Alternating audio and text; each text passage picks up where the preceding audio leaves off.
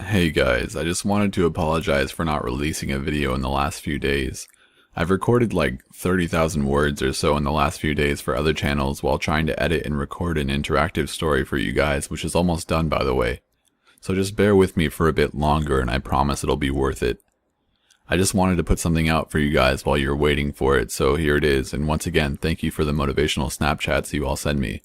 Let's begin. Number 1. You know how we flip through the channels while comfortably laying on the couch and settle for an episode of Law and Order or Criminal Minds. You know how you see the gruesome case play out and think, whoa, this is a good one. Have you ever wondered what it'd feel like if you were the victim? In January of 2014, I went on a study abroad program to Australia. At the time, we were staying in Sydney, and most of our group was heading out that night to Pacha, Sydney for a little, or a lot of, dance fun. And I, being completely oblivious to how fun that stinking place is, decided to call it an early night and stay at the hotel. The next morning, everyone dragged in around 5 a.m., and I couldn't sleep much past their drunken entrance, so soon after I decided to head out to this side street we infamously called Burberry Street, since the Burberry store there offered free Wi-Fi. Now, call me stupid for being a 5'3" girl heading out to hang out on a foreign street by myself, but it was a beautiful, crisp Sunday morning and the streets were clean and quiet. I felt no danger ever while walking around that area. So, there I sat on the bench in front of the Burberry with headphones in while FaceTiming my then boyfriend. After a few moments, I noticed a young man, maybe around 28, had sat down on the bench across from me. And me being completely caught up in the conversation, I hadn't even noticed him or that he was staring at me. The funny thing was, he had a huge grin on his face as if we were some long-lost best friends. I just politely smiled back, then went right back to FaceTiming. A few minutes passed and the young man stood up and walked into my peripheral vision and stood there anxiously stepping back and forth from left to right foot, like a child waiting to see their birthday surprise, all the while still grinning. This is when I assessed his appearance. He was dressed in black from head to toe. He even had black hair slicked back really nice and had black eyes and pale skin. I looked at him and furrowed my brow out of curiosity, and this is when he held his right hand up and seductively bit his knuckles at me. At this point, I started to feel that fight or flight instinct and stood up and started slowly backing away, keeping the man to my front and the beginning of the street to my back. He smiled even larger and started to mimic my movements, backing away while still watching me. Finally, he turned around and walked towards his end of the street, but kept looking back and grinning at me over his shoulder. I turned around too at this point and quickly whispered to my then boyfriend, who was confused as hell on the screen what was going on and that I was going to lose Wi-Fi really quick because I was hightailing it out of there. As soon as I reached the end of the Burberry Street back to my main street, I sighed in relief and looked both ways before crossing, and to my surprise, the man had caught up to me and was standing to my left on the other side of the street, watching me while talking to someone inside a darkly tinted black car. I freaked out and took the right and began power walking towards the nearest coffee shop, only to find that the lights were on but the doors weren't unlocked yet. When I looked back to the man who was casually walking at the same speed, car following him and staying about half a block behind me, only now he wasn't smiling. At this point I started running, and damn, you always think how fast you could run with adrenaline, right? Well, when fear overcomes adrenaline, it's a different story. My legs felt like jello and every step felt as if bricks were tied to the bottom of my feet. I looked back quickly, and that's when I saw this guy right on my tail, and that is when he reached out. He yanked my arm violently. I lost balance and smack. My feet flew out from under me as I landed on the concrete in this order: elbows, palms, face, and then the rest of my body. I tried to get up as I hit the ground, but everything was dizzy and in slow motion. Thankfully, a nearby restaurant owner was unlocking the restaurant's door and saw what happened and rushed at us while shaking his fist at the man. The black car gunned it down the street, and the man smirked and held his hands up, slowly backing away and then turning around and walking swiftly away. At this point, I started shaking violently and crying out of fear and then eventually pain. The restaurant owner kindly rushed me into his shop and sat me down at the table with a pack of ice and soon a cup of coffee. Eventually the police took a report, but nothing could be done. I refused to go to the hospital, and thankfully it was only a couple of bad bruises and skinned elbows. To this day, I still don't know the man's intentions, but I am 100% positive they weren't good ones. If that restaurant owner hadn't been coming into his shop early that day, I don't know where I would be. Number 2. This happened to my father in 1975 in a little country bumpkin town when he was 7 years old and his sister was 9. I will be typing this out as he recounts what happened. My father was a truck driver who had to be up at 2 a.m. every morning. That meant we had a rule in our house that no matter what, you can't wake Dad up when he goes to bed at 7 p.m. My mother worked at an old folks home till 10 p.m. every night. So for a couple of hours it was just me and my sister in the house by ourselves. It was our bedtime one night, so me and my sister went to bed. In a couple minutes I heard something hitting the side of the house. Then it started hitting my window. It was really weird, so I got my sister to come in my room. We looked out the window and saw a man bouncing one of my toys against the window and catching it. He put his hand to his mouth and motioned for us to be quiet. Then, he motioned for us to go outside and play with him. We were frozen in fear. Then he started walking away and we couldn't see him out the window. We ran to the kitchen, and there he was motioning for us to open the sliding glass door. We knew we couldn't wake my dad up, so we ran and hid in the living room. The man walked to our front door and started whispering something we couldn't understand and making scratching noises. All we could do was cry and remain paralyzed. We saw car lights approaching the house. It was my mother returning home from work. We watched as the man ran off the porch and hid behind my father's truck. We watched the man smile and wait till our mother got out of the car.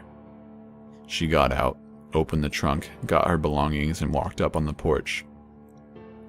I'm embarrassed to say we were too scared to open the door and warn her. All we could do was watch as the man sneakily tiptoed behind her. She opened the front door and shut it behind her. She saw us hiding, and just as she was about to yell at us for being up so late, she saw our fear-stricken eyes glued to the glass on the front door. She turned around and saw his face pressed against the glass and him jiggling the doorknob. She screamed, put all her weight against the door, locked the door, and called my grandfather, who lived a street over. Then the man shouted profanities and how he was going to rape her children in front of her. She called the police and told them as well. Next thing we know, my grandfather is speeding up the driveway with his gun out the window, just firing it randomly. The cops pulled up just as the man took off into the woods. They saw his back, but that was it.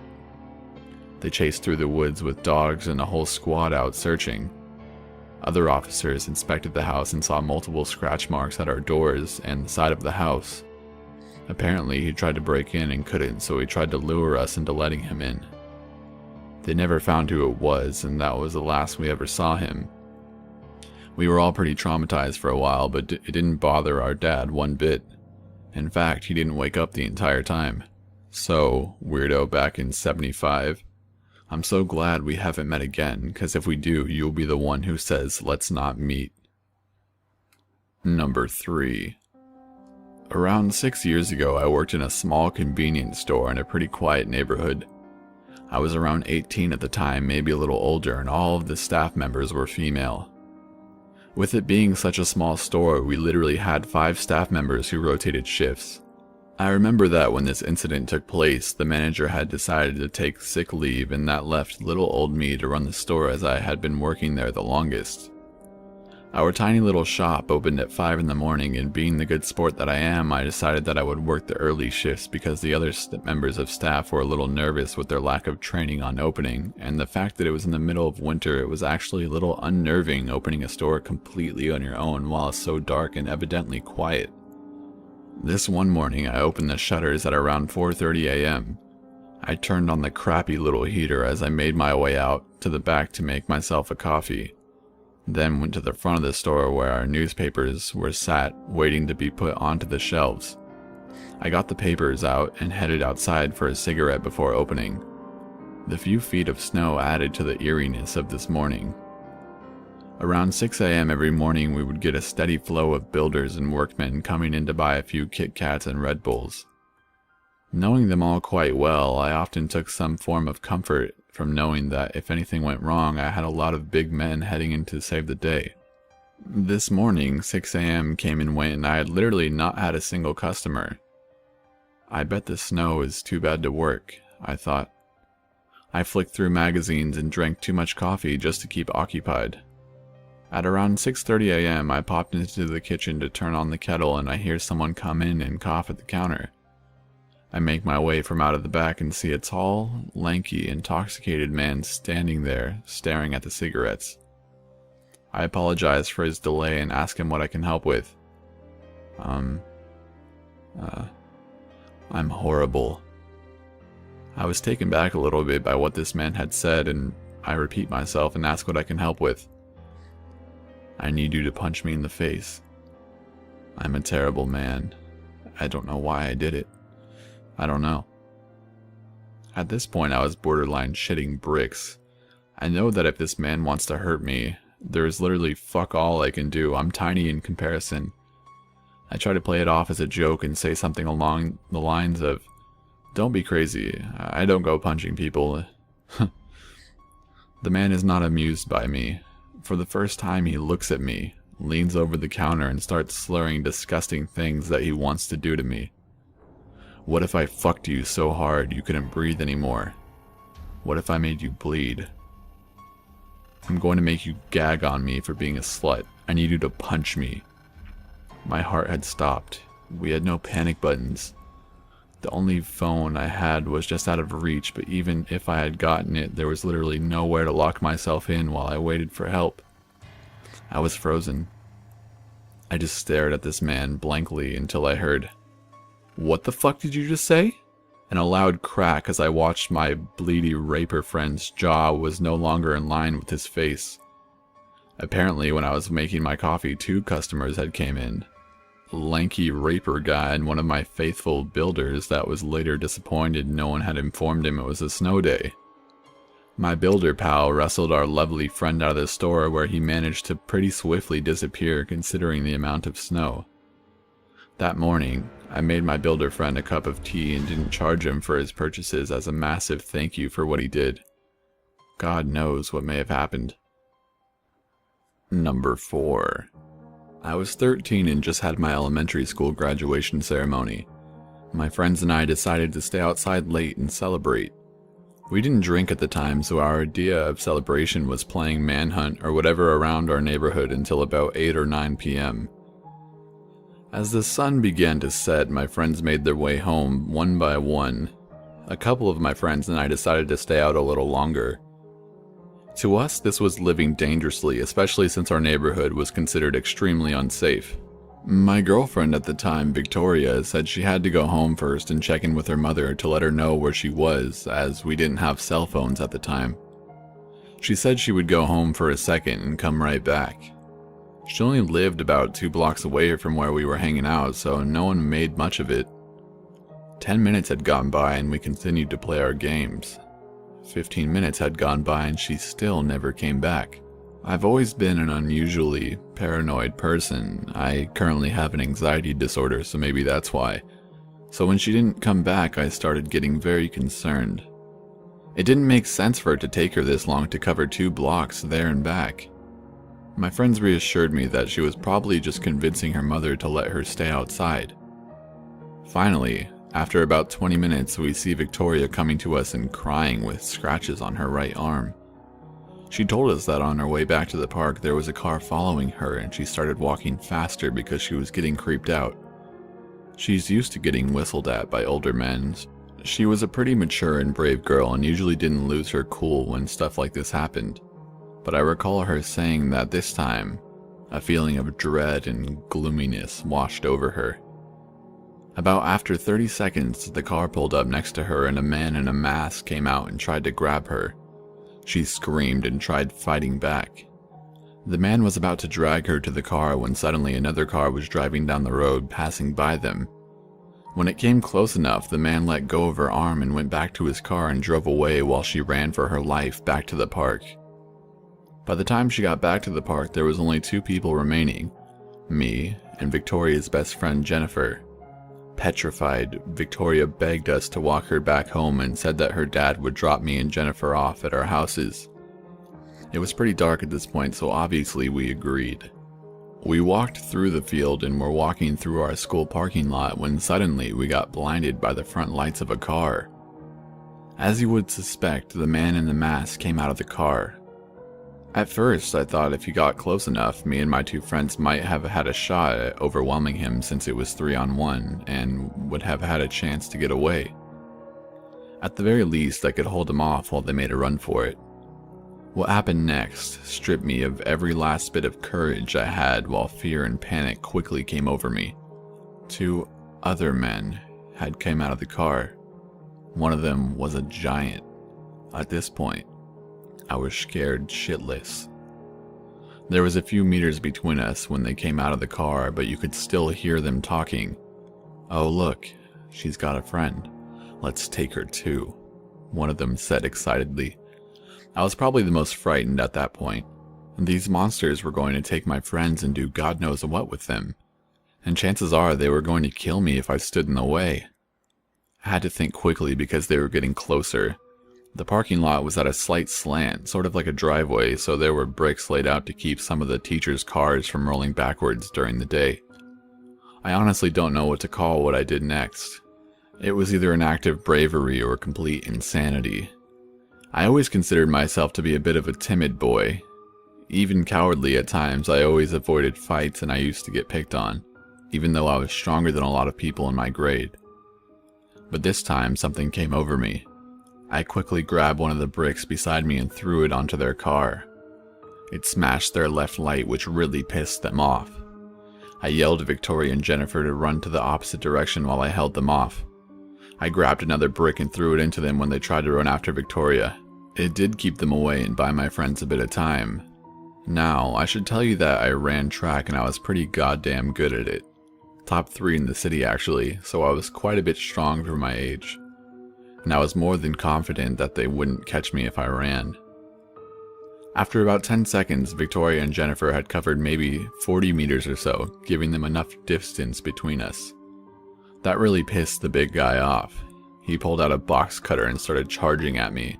At this point, I ran to my left and sprinted as fast as I could and didn't look back. I ran all the way to the fence that bordered the school property. Unfortunately, it was way too tall for me to climb and the men were gaining on me quickly. Luckily, I remembered that close by, the bottom of the fences were cut open wide, enough for me to slide through. I knew this because I used to go through that hole to get into my friend Martin's backyard. By this time, the 2 smaller men were really close while the big fella was some ways back. I was pretty exhausted since I was running in dress clothes. On top of that, it was dark and I was having trouble finding the hole in the fence. I remember when I saw it, I ran for it as if I had been in the desert and saw an oasis of water. I tried to slide under the fence and run to Martin's back door, but one of the men had grabbed my tux jacket and tried to pull me back to their side of the fence. Growing up in this neighborhood, I had experienced a lot of scary stuff, but I had to say this was by far the scariest moment of my life. Have you ever felt that powerful feeling that transcends fear? The only word I can think of to describe it is death. I felt death. I felt my heart seize up as my limbs got heavier, all while my mind started becoming hyperactive as the stench of alcohol on the man came flooding into my nose. It was honestly as though the Grim Reaper himself was holding on to me. I knew that once I got dragged to that side of the fence, I was going to get stabbed or worse. I clutched onto the fence as tightly as I could. I didn't try to say words at first, I just tried to scream as loud as I could so anyone in the houses could hear me. Then, when I noticed a light in Martin's house along with some neighbors turn on, I started screaming for Martin and screaming for someone to please help me. Martin's dad was a very large and terrifying man and he always keeps a machete in his house for safety. He's one guy you absolutely never want to fuck with. So when he pulled the backyard door and saw me getting dragged through the fence, he charged at us like a wild boar. The man had let go of my jacket and told his accomplices to run for it. "Shit, someone's coming, let's get the hell out of here," he said. When Martin's dad got a hold of me, he just cradled me as I sobbed uncontrollably and apparently blacked out in his arms. I don't remember it, but he recalls that I was muttering some words telling him to find Victoria, but I was talking too fast for him to understand properly and my eyes were rolling back into my head. I'm pretty sure I had a seizure. Police and ambulance came and I was taken to the emergency room. I explained to them what had happened and they went to Jennifer's house, where Victoria was staying, and got her side of the story. There wasn't much the police could have done since we didn't have any idea what they looked like since they had masks on. They also said that since incidences like this happen in my neighborhood so frequently, there was even less they could do, especially without any leads. That's the worst part of it all to me. It happens too often. Victoria moved from that area shortly after, and for the rest of the time she spent in that neighborhood she wasn't allowed to leave her house. I too am now living in a different area. Sometimes I go back there to visit my old friends and take a walk around that school park. I loved that school, but the memory of that park still haunts me. I still get a cold shiver down my spine when I see it. I never want to go there again.